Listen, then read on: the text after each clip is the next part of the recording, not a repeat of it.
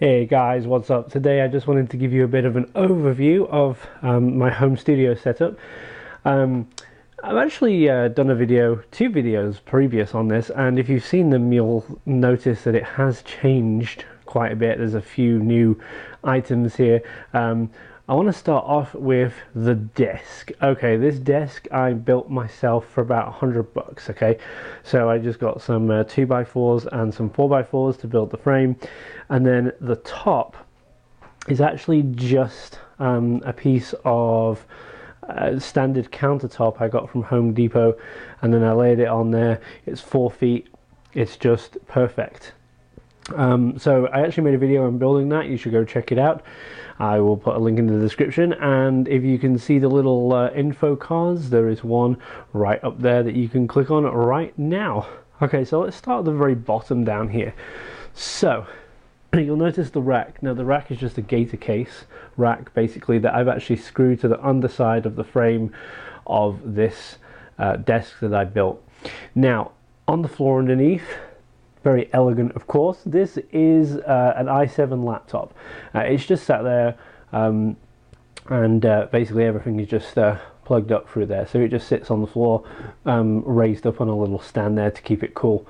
So now we get into the rack itself. We start at the very bottom with a 2U drawer, and basically all I do with this 2U drawer is keep microphones and cables and converters and all that kind of stuff in there. Nothing really too exciting. It's just useful to have really, and it's lockable as well in case I need to do that. Alright, so next up we have the compressor by Alto.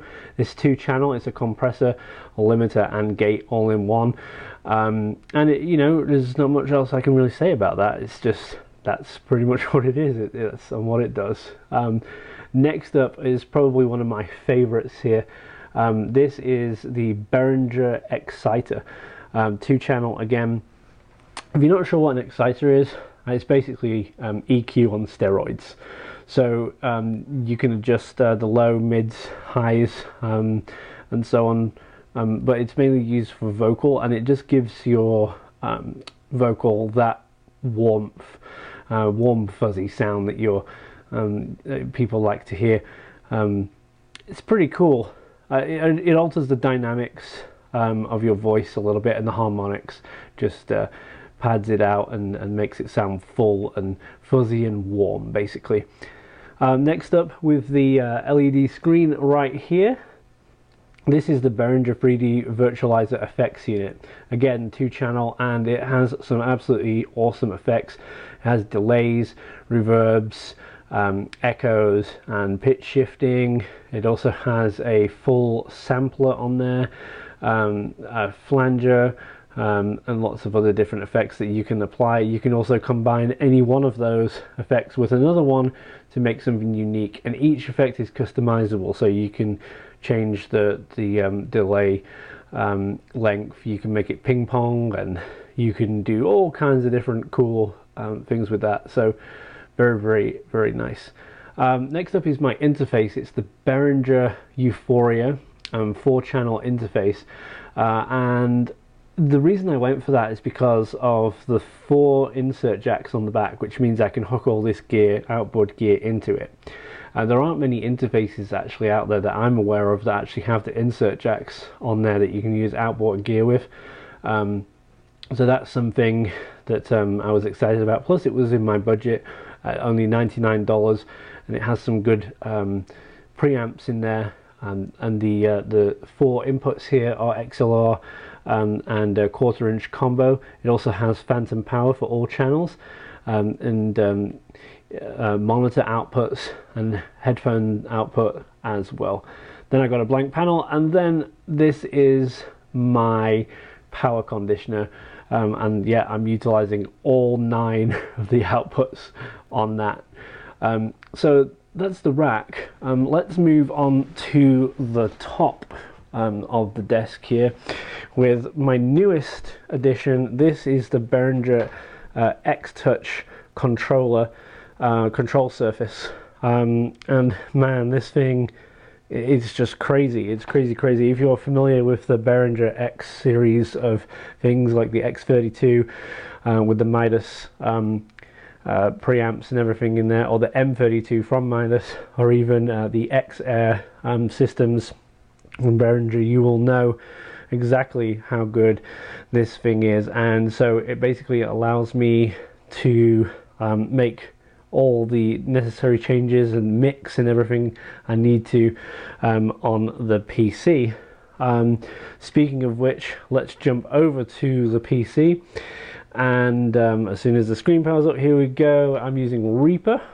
This is a nice 21.5-inch monitor that I picked up just to use for plugging into the laptop. It's a HDMI monitor, full res, 1080p.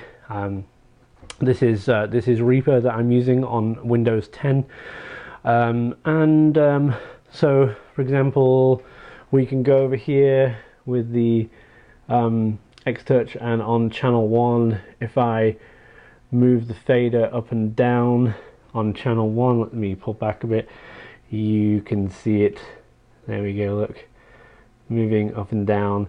And then right now channel 1 is selected. If I hit select on channel 2, it jumps to it, and channel 3, 4, 5, and so on. I can make changes.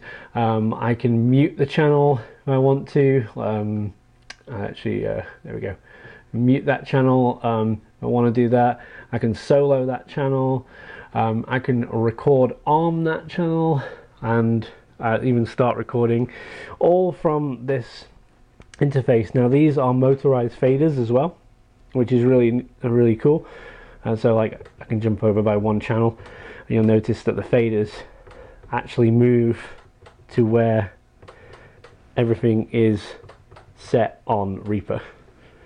I can also move over by 8 channels if I want to move over by a whole group of 8 like this. So there are 9 motorized faders, that's 8 fader controls and 1 master. And also the screen.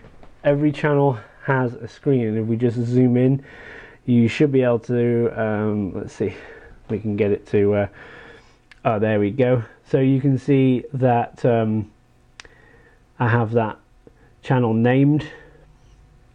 We can move over. Every channel has a name, and that corresponds to what Reaper shows on those channels. So there's the kick drum and the snare and everything, just like that.